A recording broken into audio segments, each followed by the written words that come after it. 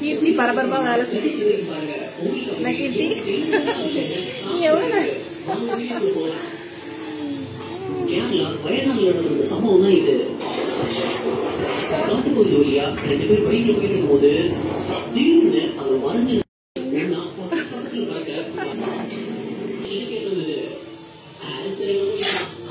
வெங்காயம் நல்லா வதங்குது.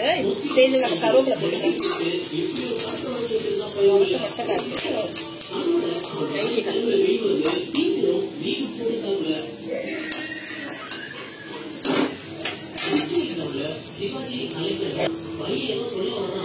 மஞ்சத்தூள் போட்டுட்டேன்.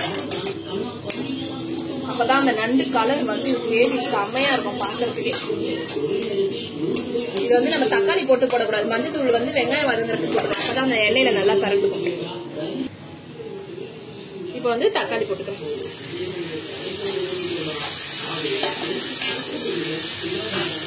இதுல வந்து கொஞ்சமா உப்பு சேர்த்துட்டேன். சீக்கிரமா நல்லா வதங்கணும்.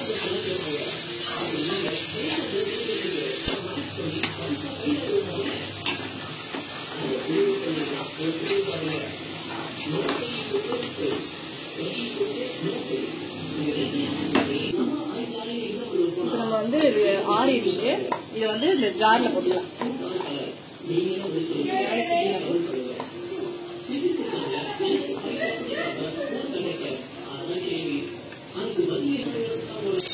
இந்த நண்டை வந்து நான் இதுல போட்டுக்கிறேன். நண்டை வந்து இந்த மாதிரி 2 உடைச்சி வச்சிருக்கேன்.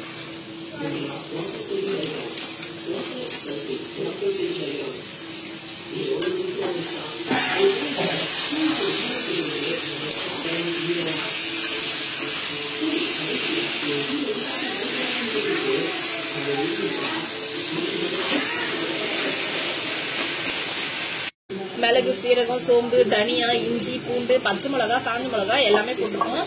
இது வந்து நான் பேஸ்ட் பண்ணி எடுத்துக்கேன். அதாவது கொரகொரப்பா கெட்டி சட்னி மாதிரி. ரொம்ப கிட்ட போறேன். இப்ப பாருங்க நல்லா கெட்டி சட்னி மாதிரி அரைஞ்சிருச்சு. இதை வந்து நான் அப்படியே இந்த நண்டுல போட்டுறேன். நம்ம வந்து எந்த மிளகாத்தூளும் போட போறது கிடையாது. இதுதான்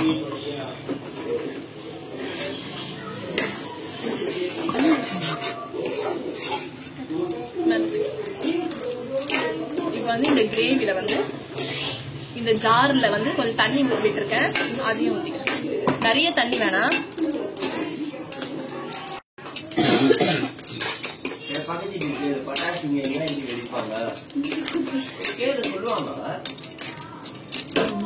நல்லா இப்ப வந்து இந்த மசாலா பாருங்க, நல்லா மசாலா தான் ரெடியா இருக்கு. இது வந்து நம்ம வந்து வந்து ஒரு 5 நிமிஷம் மூடி வச்சிடலாம். நண்டு நமக்கு சீக்கிரமாவே வெந்துடும். நம்ம கொஞ்ச நேரம் கழிச்சு பார்க்கலாம்.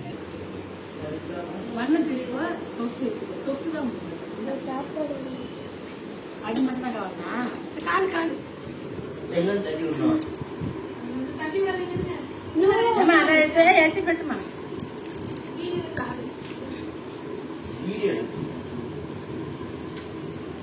இங்க கூட கொஞ்சம் எடுத்துக்கோங்க அந்த மீன்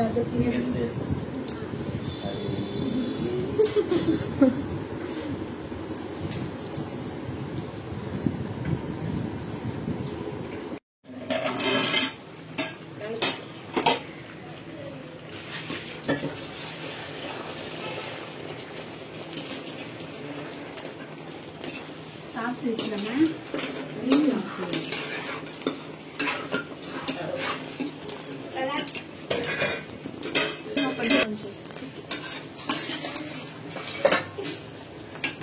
சூப்பரா ரெடி ஆயிடுச்சு நண்டு தொக்கு.